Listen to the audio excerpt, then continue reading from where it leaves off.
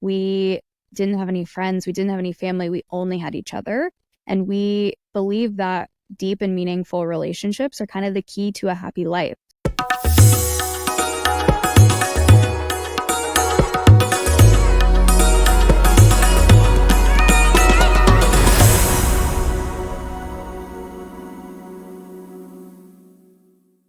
In this episode, we'll learn how to develop high-impact partnerships and pioneer true human connections.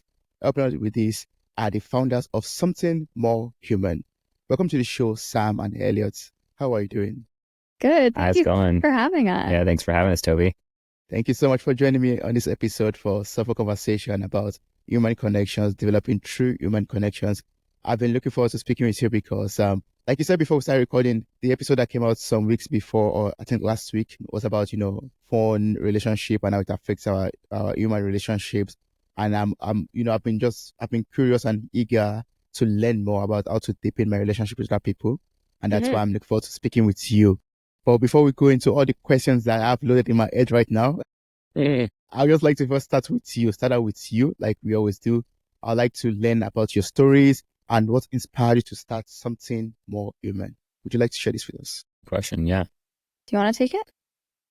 I'll let you take it. Okay. Yeah. So we're married, and we've always had kind of this deep desire to weave our lives together and collaborate.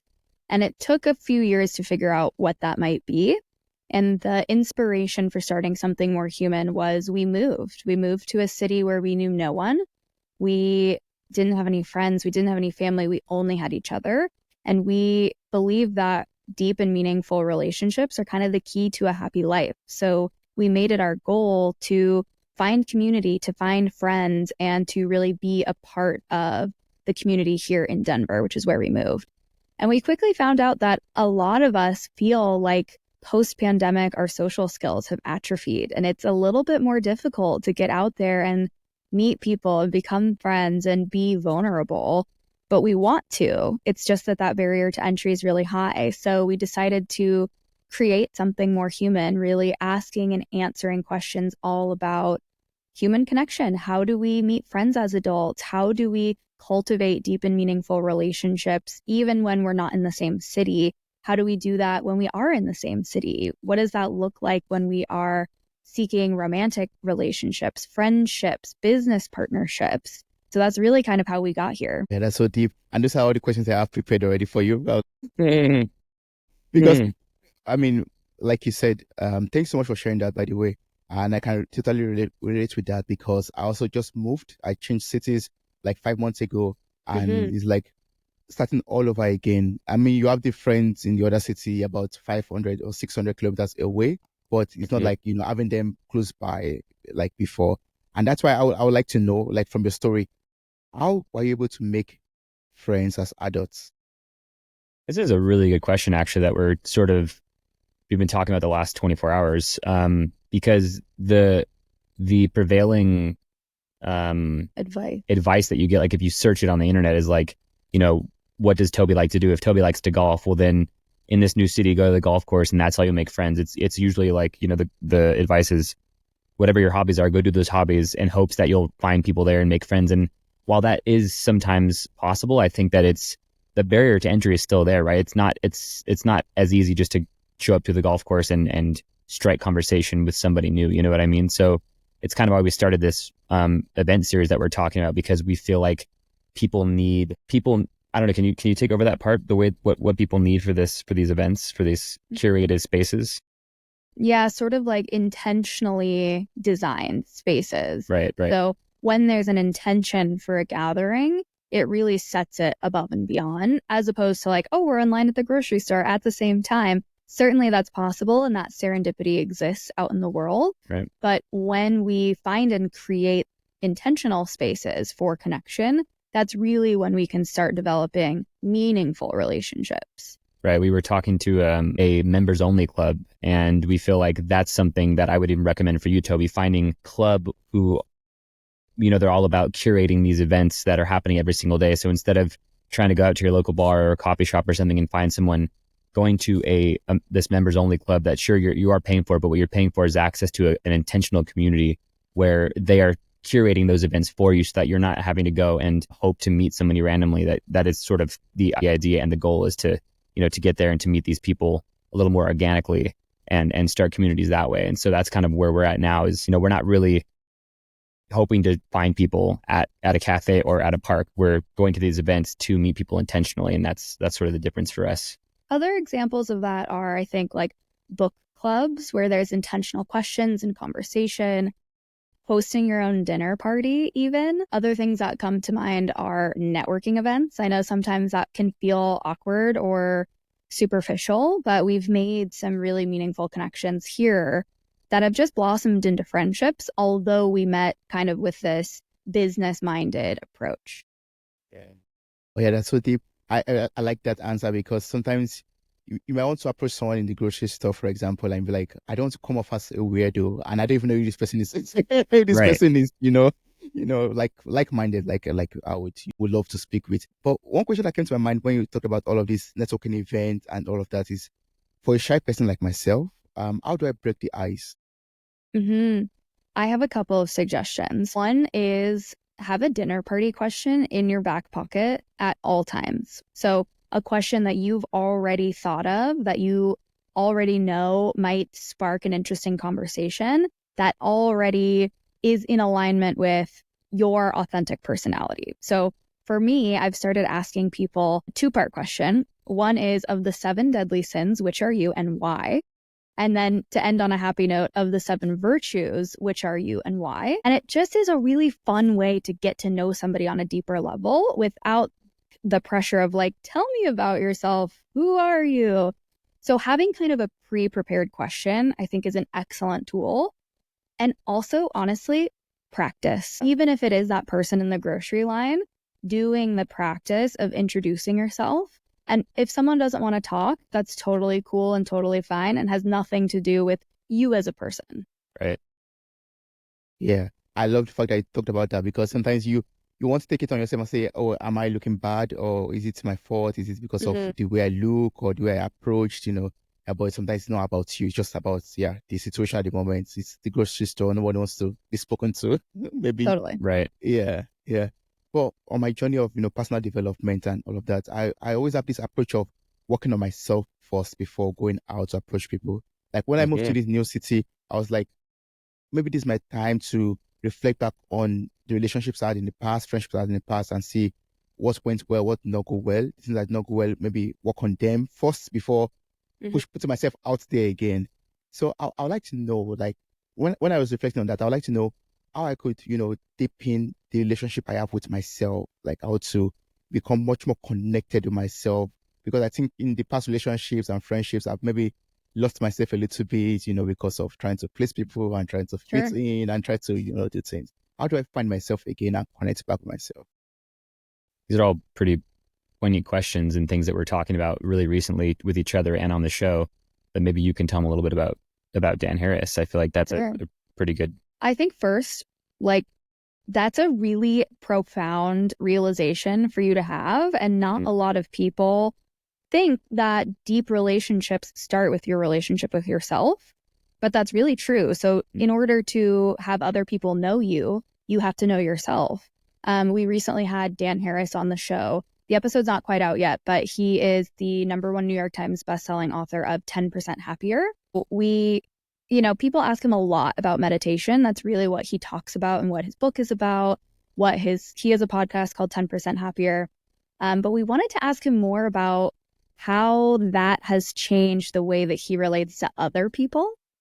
And he sort of shared that he became so focused on his relationship with himself that he forgot about his relationships with other people. So I think there's kind of a delicate balance, but you're striking, I think, a really key chord, which is internal reflection and internal knowing creates space for other people to know you. So we have a community called the Something More Society, and we do challenges every single episode. So the last episode, I challenge everyone to write down a list of you. That could be, what is the identity of your brand? That could be, what are your favorite things? That could be, what is something new that you're seeking out in the world? And getting clear on that for yourself allows you to lead with authenticity. And then you're naturally attracting the people who like that authentic version of yourself. I think the thing that's sticking out to me right now is he talks a little bit about how we're so uncomfortable with uncomfortability, how we're so uncomfortable in all these moments where we're not being distracted by our phones. We're uncomfortable with boredness. So instead of being mindful of ourselves and giving ourselves that time and space to sort of reflect, we're constantly going to our screens to distract ourselves. And that was just something that has really rang true with me. And I know that you've talked about that with your guests, but I feel like that's honestly a very simple practice, truly, is like get comfortable in the uncomfortable. And those uncomfortable moments are like the moments in between, the moments when we're waiting for, waiting at the stoplight or waiting for the elevator. I think we just right away go to our phones. And to me, that is why there seems to be this, like, as he was saying, he was calling it a friendship crisis too, is right. Mm-hmm. And so I think simple practices like that too, like, being committed to staying off your phone in those specific moments, I think that is about knowing yourself as well. That's about being mindful. And I think that creates a mindfulness awareness of who you are. And that goes a long way too, Yeah, that's very true. Like you talk about phone. I also listened to this episode of mine, I think over the weekend, and I practiced it actually. I was like, I switched off my phone totally and I just left it off. And I was like, the first few minutes was a bit difficult for me. And then I just like, I have to pull through for the next 1 hour. And I found out that I was able to connect with myself. I mean, deal with all the thoughts that I didn't want to deal with and do things like I did not want to do, willingly. And that's why, when I was preparing for this conversation and I was like, yeah, I'm going to talk about this again with you. I was thinking about practices or skills or things I could learn and do in order to improve this. Then I found out that you also have this kind of event, that encourage people to keep their phones away and come. And I was like, oh, I'm going to ask Sam and Elliot to tell me about this. How does that work? What do you do there? Well, hopefully you can find an event like that for you if you're trying to meet new people in this new city. That's exactly why we created it. We talked about that a little bit yesterday, kind of reflecting like we did create it for other people just like you who are looking to meet new people, but find that barrier to entry really high. But I realized we created it for ourselves too, because we were new and we wanted that to find that physical space where we could, find a community. And I'll let you take over and tell them a little bit about what our Return to Real Life series is all about. Yeah. So this is an often asked question about like, how do we get all of these people to be off of their phones?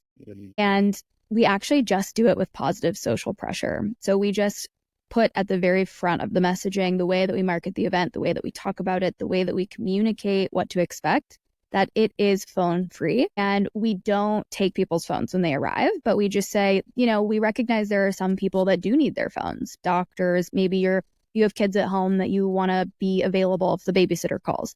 That's totally fine. And if you need to get on your phone, to exit the space and rejoin us when you can put it away again. And that's actually been really successful. We haven't had people kind of test the limits or the boundaries, because I think Elliot has said this, that people really want that opportunity and that excuse to be off their phones, but it can feel awkward. So when we're doing it all together at the same time, at least we're all feeling the same feelings together in the room. And then we also curate some conversation activities and tools to really have those meaningful connections.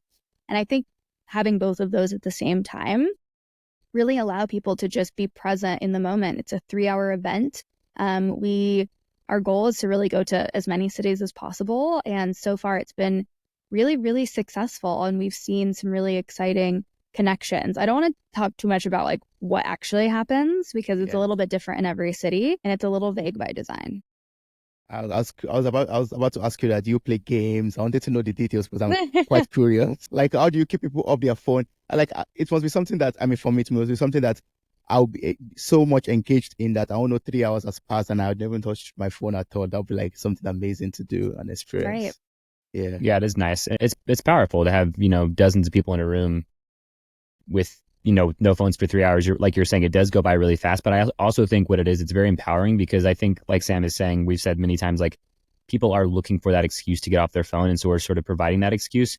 But once you realize that you can, in a potentially uncomfortable situation with a bunch of people you don't know, once you realize that you can stay off your phone for 3 hours and not, feel this urge to constantly check it, to use it as a crutch when you're feeling uncomfortable, I just think there's so much power there, and we felt that power in the events. And so we definitely think that we're onto something good. And like Sam said, we want to keep doing it everywhere and anywhere we can, maybe even in Germany someday. So, Yeah, that'll be amazing. I'm going to place the link to your website in the show notes of this episode. So I encourage everyone who's already curious about this, who wants to find out more about this, just click on the link, copy the link.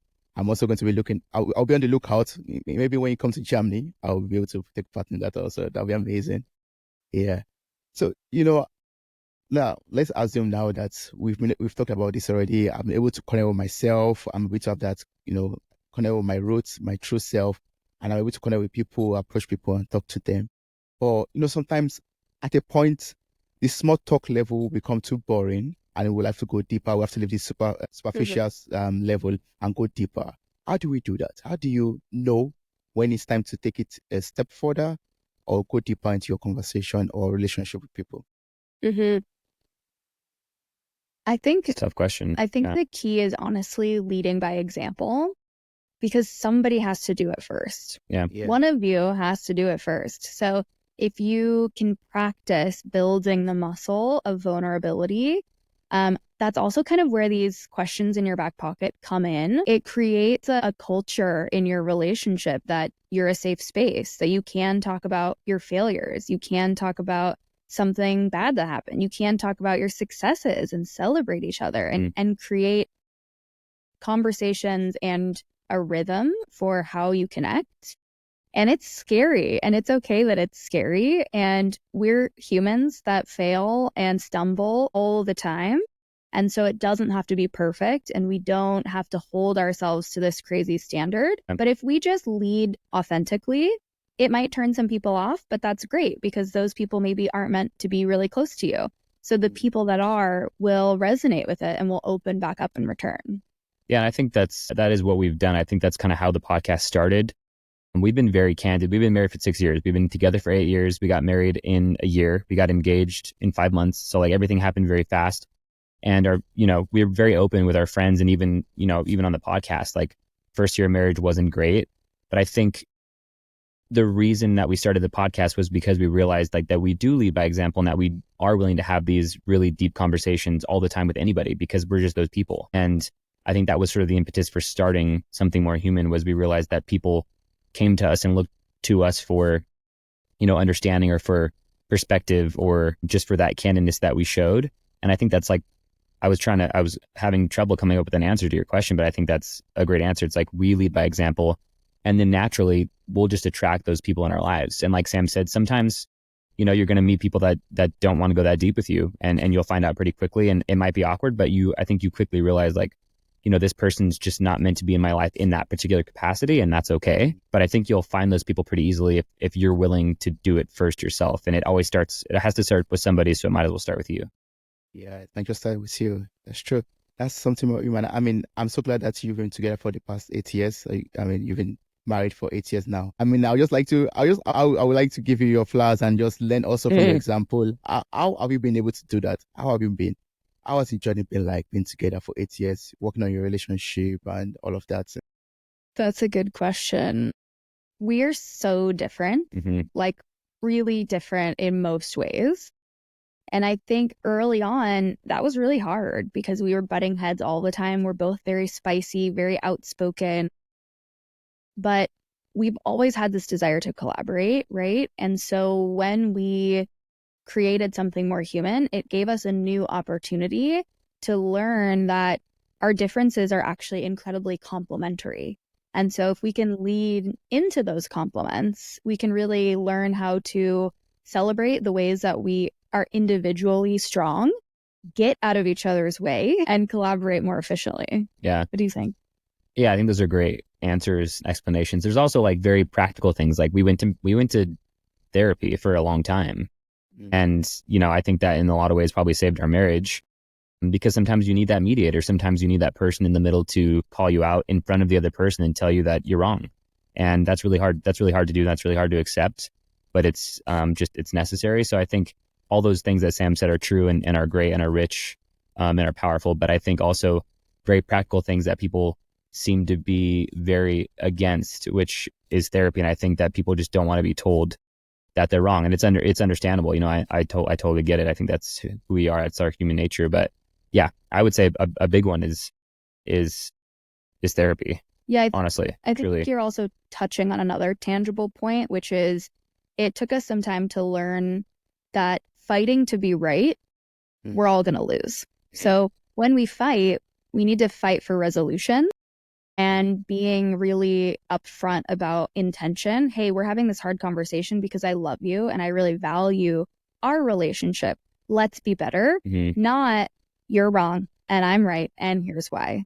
That's just a losing kind of situation. Yeah, small things too, like small words that are really powerful when you're in those situations. Like, and I've thought it so many times, we're on the same team. So like if we're on the same team, like what are we doing here? Why are we having this fight? Like who cares about who's right?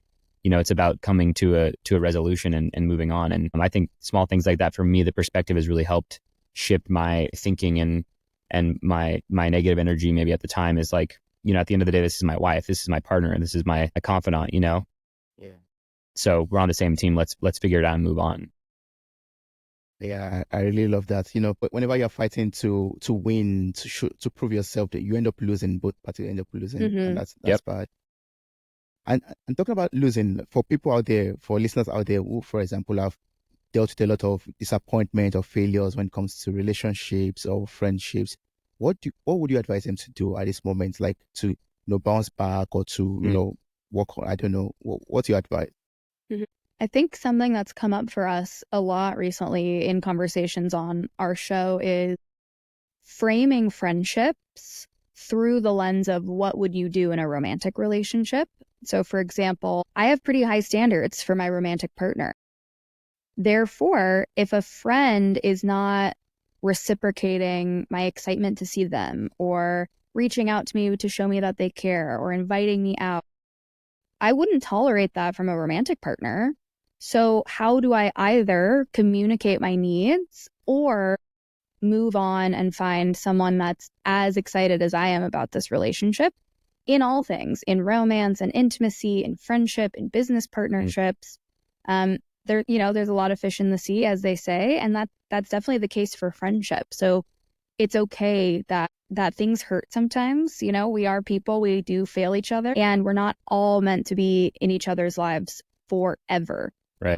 To answer your question maybe a little bit differently, maybe I interpret it a little bit differently. We have an episode called "Failure is a Rite of Passage," and I feel like failure like is definitely associated with shame. I think that we're afraid to feel shame, and that's what failure brings. But I think failure is the prerequisite for success. You can't success without failing. So I think that we should, there should be a revolution of failing. Like failing is a great thing. I think that first of all, I think that sometimes you learn way more in your failure than you do in your successes. You know what I mean? So I think that we're too attached to the emotion of failing and what it might bring. But I think that there's so much opportunity if you can see it that way in your failures in relationships or in business. Like if you can see it every single time you fail, it's an opportunity to learn and take that knowledge with you and apply it to the next time that you try. I mean, there's no way that you can't win eventually, So I know we answered that pretty differently, but yeah, I think that as soon as you can accept that failure is just a part of life, I know that, easier said than done. It's easier to move on and it's easier to fail. And I feel like that's kind of where we're getting now, with the podcast and with business, is not really throwing things at the wall and seeing what sticks. But one time, a long time ago, Sam said, like in one of the first episodes, and I think that you got this from a conference you went to. And she said, if I told you that the 21st episode was going to be the episode that like sort of changed things, how fast would you fail through the first 20 to get to 21? And I was like, that's a beautiful way to look at it. It's like you have to just do it and you'll fail and you'll learn and you'll get to your success quicker. And I think that's such a beautiful way to look at it. And I feel like that's kind of the thing that we've embodied pretty well as of late. I'll just add one more thing. When it comes to personal relationships, we have an episode called Ask Your Friends for Help. And so when you're feeling deflated or like you failed or like you've been hurt, a new door opens to lean on other people who are close to you and simply ask for help. It's not easy to do, but we cannot show up for the people that we love if we don't know that they need help. And so being kind of honest and vulnerable about where you need support, I think is also a skill and a muscle that we build over time. And something about our culture of humility prevents us for asking for help. But we all need help sometimes. That's very true. Yeah. I mean, I've learned a lot from you already from this conversation. I've learned about leading by example. So, I mean, before I even go into everything I've learned, I would just like to tell everyone out there once again, the link to website is in show notes of this episode. For those who are already wondering about the podcast, if you get on the website, you see like on the top bar, there's a bar that's always moving like Spotify and yes, Apple Podcasts. You can just click on the one that you like there, subscribe to the podcast already, and just start listening already. But before you do that, let me talk about what I learned already. Right? Mm-hmm. Yeah, it's basically I've learned about leading by example, and if something does not work out for me, if I open up to someone, maybe that's not the right person for me, or I'm not supposed to go deeper than the level I am with the person, and that's about failure for me, and just letting go, learning from that failure, and moving on to the next one. Maybe the 10th one, the 21st person I meet is going to be the success story for me. So I have to just run through this first 20 people and they get to my person, basically. Sure. Yeah. And I've learned also, I mean, just connecting with yourself and balancing, like you talked about with your guests, saying me meditating and knowing myself better, learning from my reflecting and knowing myself better, and also connecting with like-minded people, attending your event, for example, where I can connect with myself and connect with people that are also interested in connecting with themselves or are on the same parts of, maybe I love personal development, for example. They're probably also on the same paths. Then we could have common interest and learn more from each other. Yeah. Nice. I really love that. Yeah. So I would just like to learn more from you and know there's still a lot more to learn. I'd like to know what it means to be more human. What is something more human? I'll let you take Good question.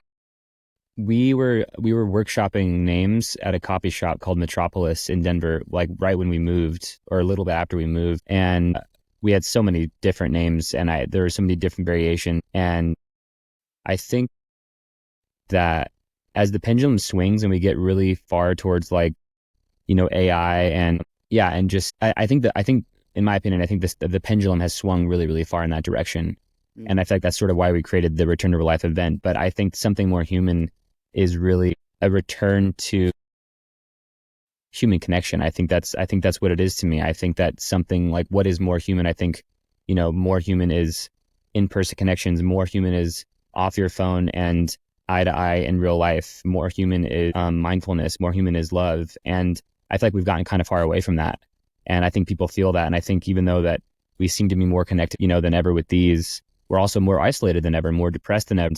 Suicide rate is up. And I think that we need to come back. We need to come back to the basics of humanity. And I think that's kind of how the name was born. And yeah, that's what it means to me. It might mean something different to you though.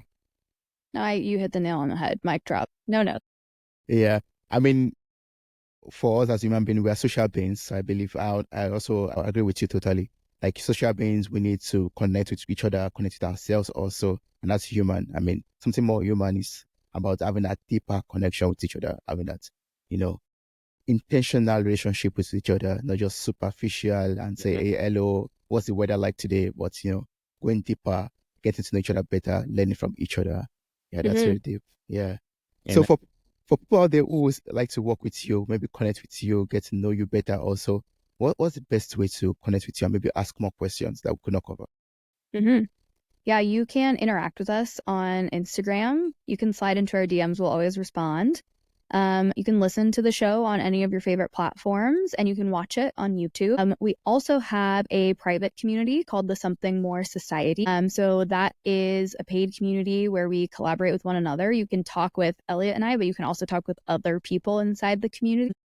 What else? You can, and yeah, if you want to send, an email and there's some sort of collaboration that you'd like to do with the event, or you want to be on the podcast, or you just want to meet up, you're in Denver, you want to hang out, you can always email us as well. And that's community@somethingmorehuman.co.com. But there's many ways. Yeah. I mean, I think it seems like the easiest way for everybody is Instagram, and we're super active on Instagram. So if you DM us, we will absolutely respond probably in 24 hours or less. And yeah, we want to be as approachable as possible. We're just regular people with a passion for people.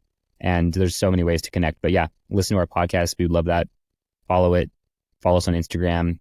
Interact with us on Instagram. And if you're in Denver, we'd love to hang out. We'd love to grab coffee. I mean, we're all about that. That's awesome. Let's place the link to your website in the show notes of this episode. The link to your Instagram and other platforms are also available there. And I also believe that on your Instagram page, because I was on it some minutes ago, there's a Linktree link, and there you have all the links to everything like that you do also. So I encourage people out there who are more interested in this to click on that Linktree link and get the right information that they need to other resources that they want to get to. Yeah, thanks so much, Toby. Thank you so much. I really appreciate having you on the podcast. I've learned so much from you, and I'm blessed from this Soulful Conversation. Thank you so much.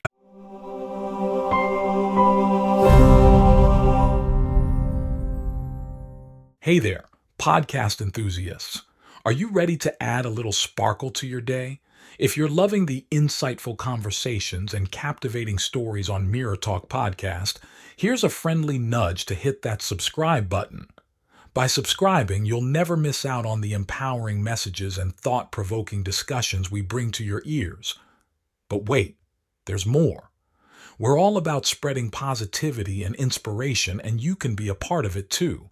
How? By sharing the love with your friends and family.